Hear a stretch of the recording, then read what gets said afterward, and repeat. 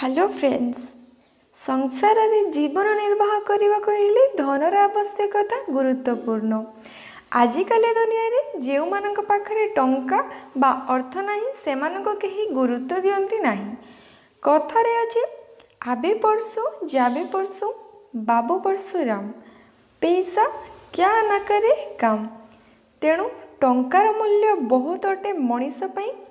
खाली सेतिकी नुह, उत्तम स्वास्थ्य ही मुख्य अटे संसार रे भल समय अतिबाहित करने।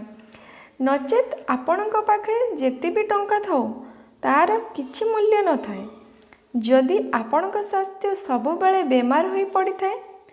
मनीष सबुबेले कष्ट करि थाए टंका पाइबाकू, किंतु समस्तंकु भाग्य साथ दे न थाए।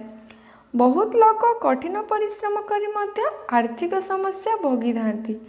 जेते चेष्टा कले मध्य आर्थिक स्वच्छल होई न थाए। सर्वदा घरे ऋण भार लगी रही थाए एवं अन्य केतेकंक पाखरे टंका थिले मध्य सबुबेले शरीर खराब होई थाए। तेबे कोन आपण जानिचंती यार समाधान मात्र गोटिए टंकारे ही होई परिबो। हाँ, कोन विश्वास होनी?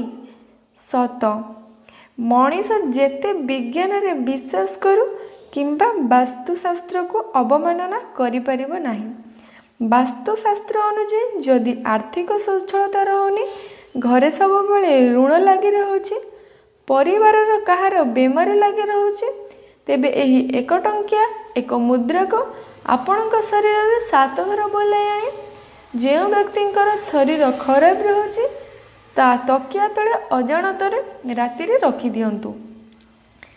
किंतु सावधान, जेपरि एहाको अन्य माने केही भी न जानती। राति पाही सकाळ हेले सेई मुद्राटी को नहीं घर पाखरे जदि श्मशान थाए सेठी फोपाड़ी दियंतु किंबा अन्य कोनोसी निस्तब्ध स्थान रे सेई मुद्राटी को फोपाड़ी दियंतु।